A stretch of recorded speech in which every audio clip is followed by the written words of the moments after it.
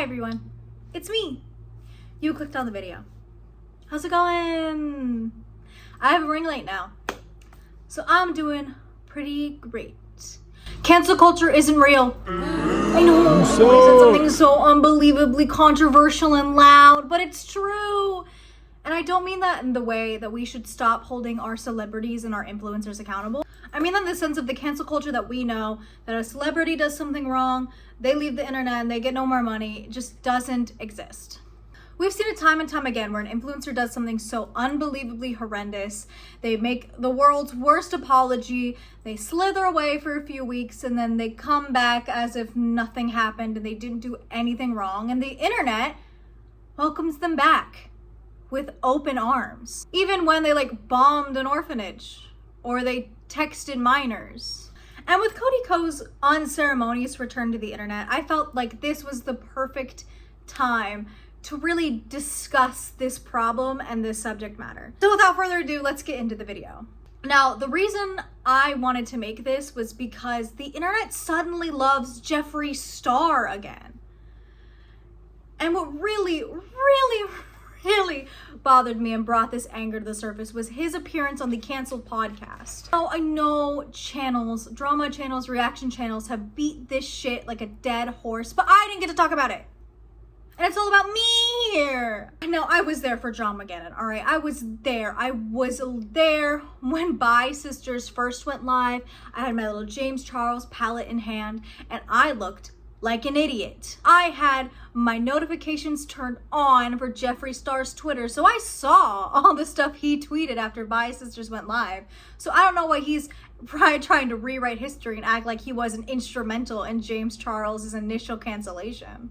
I woke up and people believed I'm the villain for the 100th time. Lie is always more entertaining than the truth. Mm-hmm. I'm not a bad person. I didn't try to take down James Charles. This is so fucked! Now, notice in the Canceled podcast how he only resorts to petty insults in regards to any of his female colleagues. I think she's one of the worst people I've ever met, so I'm gonna speak for her stupid ass, Tati, you dumb cunt. I'm gonna say, let me say one thing for you before you die, you fucking old witch. You can be funny, and sometimes people have orange skin. Timu orange hands. It's just her lying again and being annoying. Never against the man. God forbid you insult James Charles just a little bit. But no.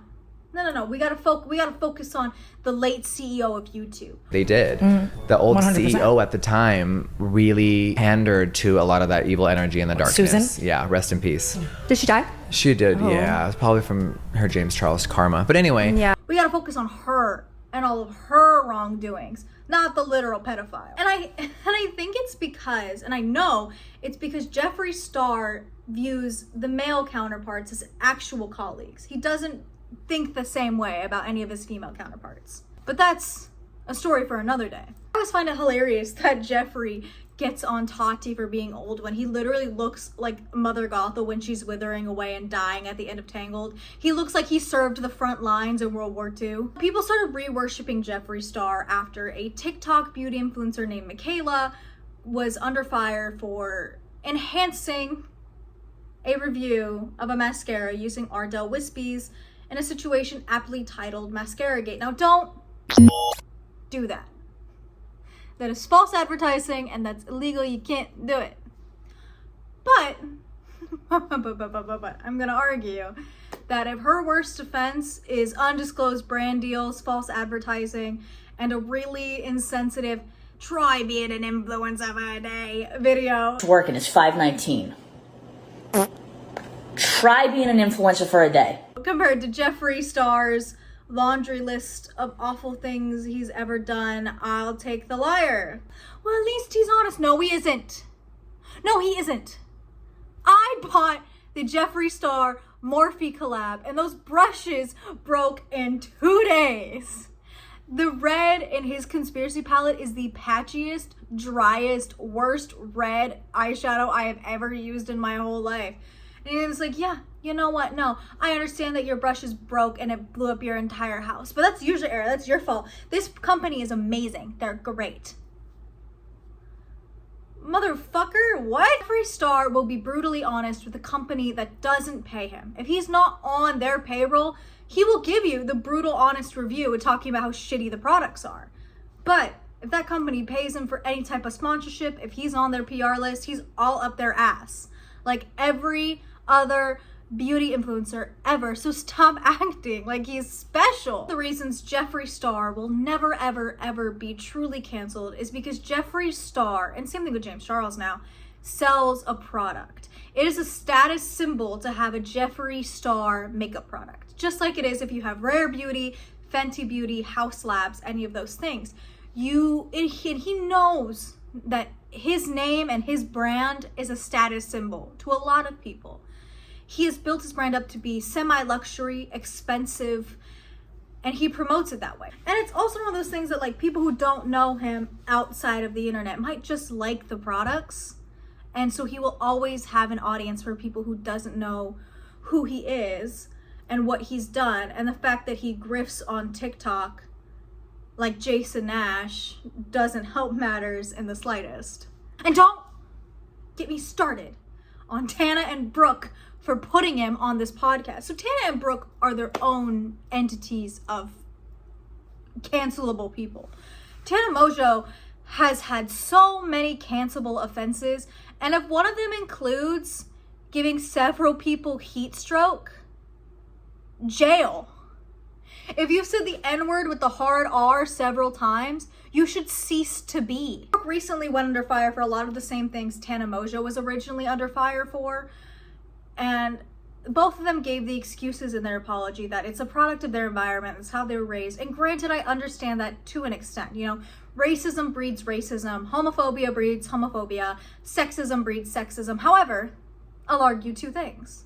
I also grew up in Phoenix, Arizona, Brooke. And I have never said the N-word. I'll also argue if you want people to believe that you have grown and you have changed, you would not platform a racist on your podcast. You would not laugh and make jokes that the city that you toured in that had the lowest audience count was a primarily black city. You wouldn't do that. You also wouldn't consistently surround yourself with these awful people on camera and off camera. If you want people to believe you've changed, you have to change the people who you surround yourself with. These shitty PR moves came after the internet had this whole moment where they were really supportive of both Tana and Brooke. Tana, obviously, because of everything with Cody Ko, statutory rape, a literal crime, supporting a victim in their time of need. And then Brooke for having a really crazy ex-boyfriend who liked to lie on her name. But you give someone an inch and they take a mile. You give someone their due respect and they think they're beyond criticism. They think they're beyond critique. And there's so many more examples than just Brooke, Tana, and Jeffree. You guys like my earrings? They're little clowns. Because This whole video is a fucking circus. we have James Charles, who, Mr. You did it at my birthday dinner. Like sucking dick and cock. Like I'm just like, oh my God, time and place. And you did it at my birthday dinner. Mr. I will seduce straight men and minors. Like it's not morally wrong and one of them's a crime. And Dr. Disrespect recently got canceled for very similar things, but he still is live streaming. He's still on camera. He's still yapping away like anybody cares about what he has to say. Shane Dawson and his really long history of weirdo behavior, blackface, making inappropriate jokes about minors, the situation with his cat. Miss Toxic Gossip Train herself using literal children as her personal therapist, as her personal hitman, making weird jokes about them on stage and incest jokes for some ungod known reason. Onision and his partner for their literal federal offenses.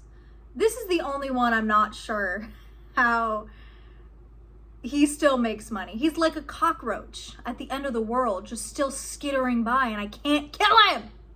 The radiation won't get to him. I don't like you're on To Catch a Predator. Chris Hansen was after you, my guy. I don't understand. Maybe he makes all his money from the hate watches, from the hate views. I don't know. And I don't care. I want him gone. I want that man obliterated. See, we have the big one, the most recent one, Cody Ko getting exposed for hooking up with a 17-year-old Tana Mongeau, knowing she was 17 years old, knowing that's a crime. Only did he only acknowledge it recently. He acknowledged it on his third channel, the one that has a fraction of the amount of engagement that his other channels have. And he did it at the end of the video where you have to watch through all of his AdSense, so he still makes his money.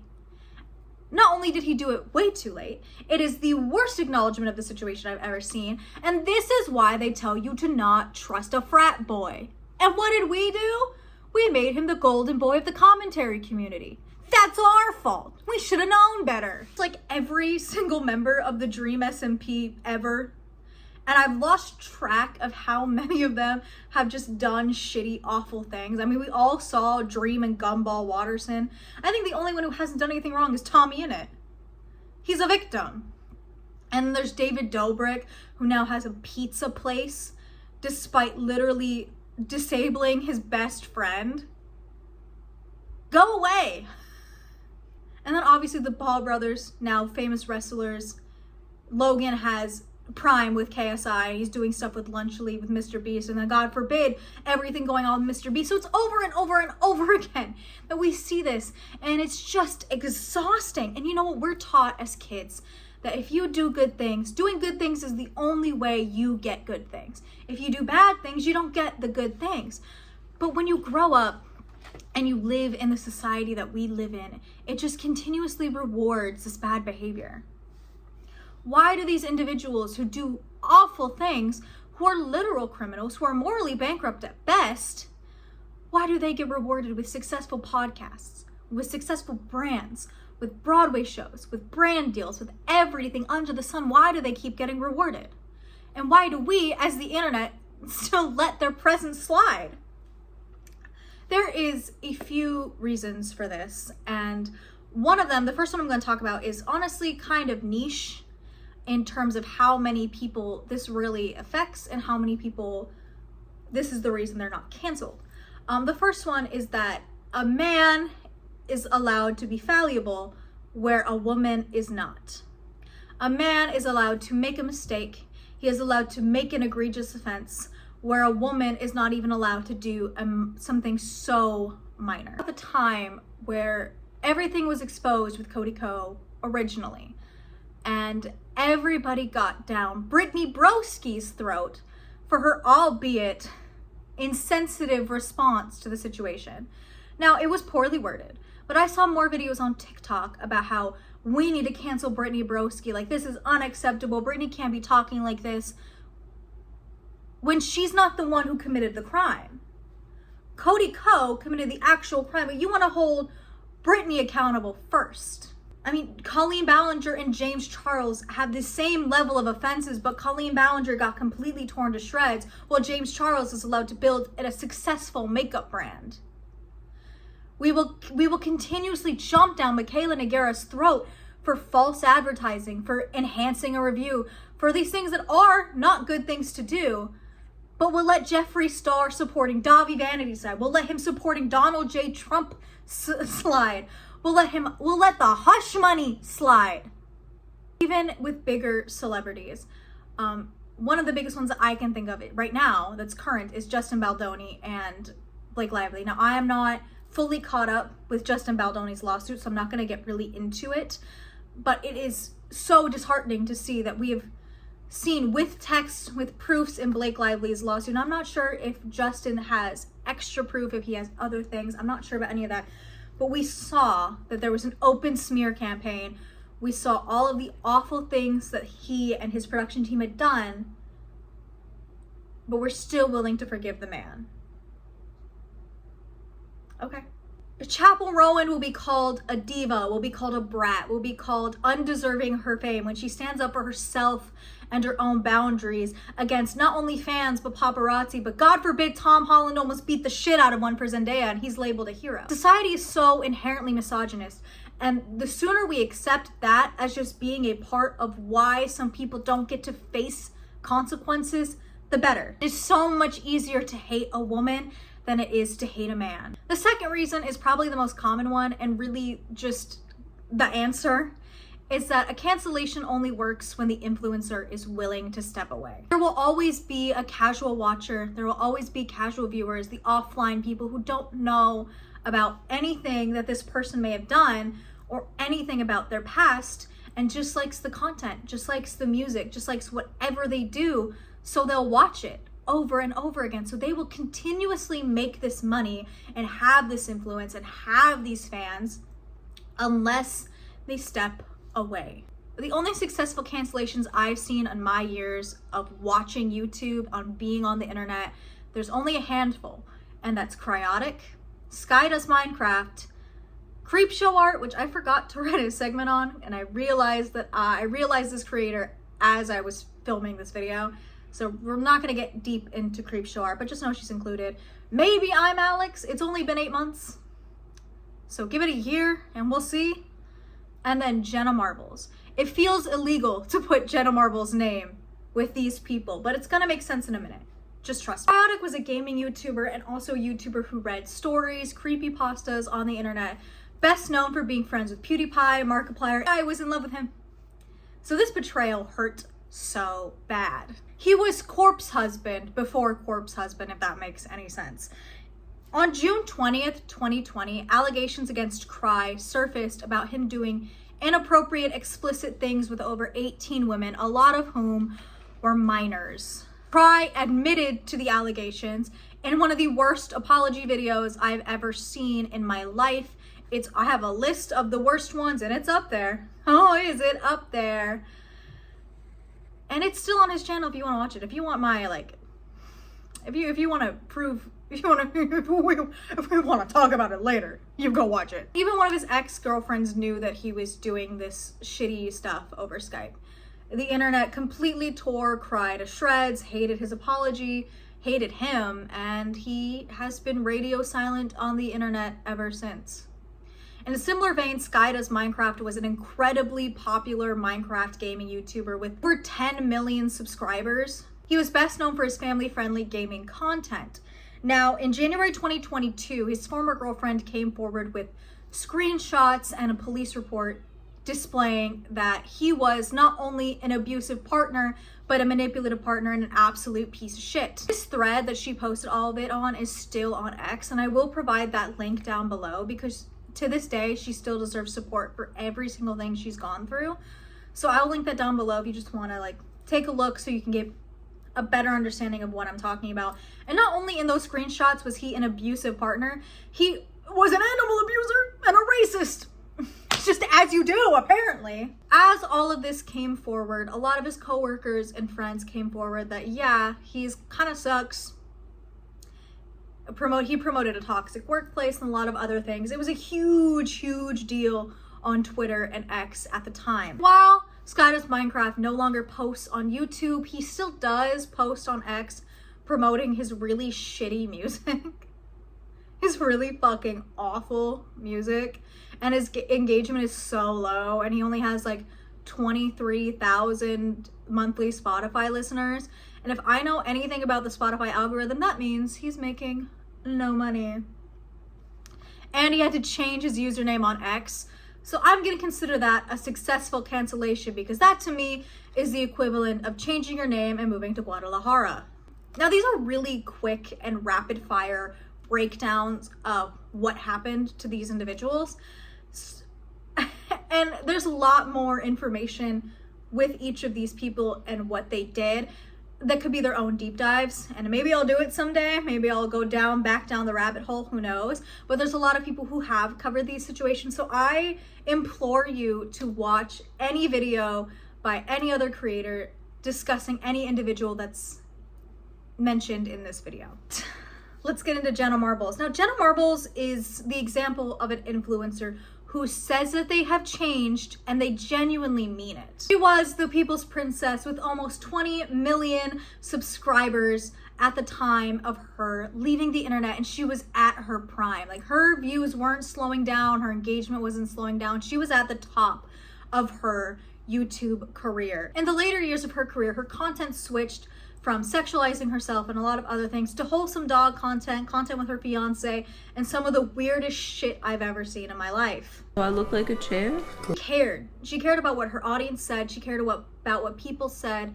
And she really just wanted to be a good influence for the people around her. God, she even made a 40-minute long apology for buying the wrong fish tank once. So it shocked the world on June 25th, 2020, when she released an apology video after a video of a Nicki Minaj parody resurfaced that she released in 2011, 2012, and allegations of blackface and racism and misogyny resurfaced. Now, other bitches have done this, and they still post.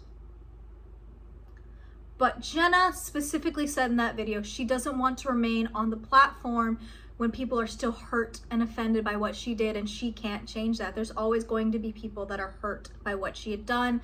So she removed her content and herself from the platform and hasn't been seen since, and likely will not be seen due to the sentiment that she shared in that apology video.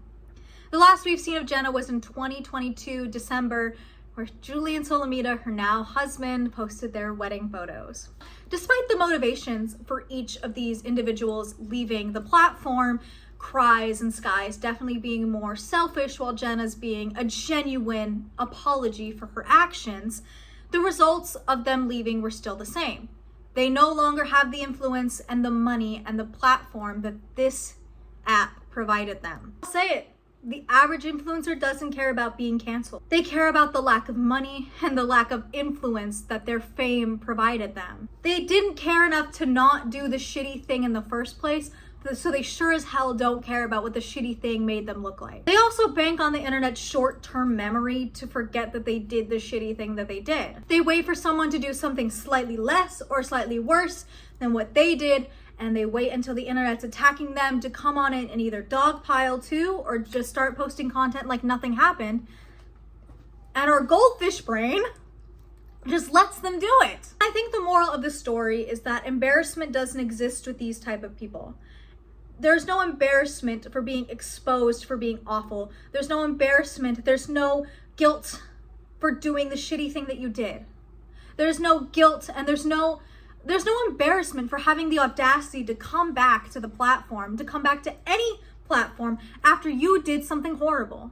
Ego and the selfishness matter more to these people, and they just want their hooks in society. They want their hooks into anything that they can get that make them look better, despite them having committed a literal crime. Our goldfish brain, our little pea brain, our 1 second attention span just lets them back in. And we don't keep reminding them of the horrible thing that they did. Jeffree Star's comments should be flooded with shit about Dahvie Vanity. James Charles should have every single text that he's ever sent to a minor quoted in his comments. I think the best thing to do is just ignore them. We saw how rattled it made JoJo Siwa and Lizzo, but even then, there's still just gonna be those people who don't know. And we can educate, we can do the best we can, but if they don't care and they want to watch the content creator, then what are we to do? I don't have a solution. I just want to bitch and moan and complain about it. I have no solution to give.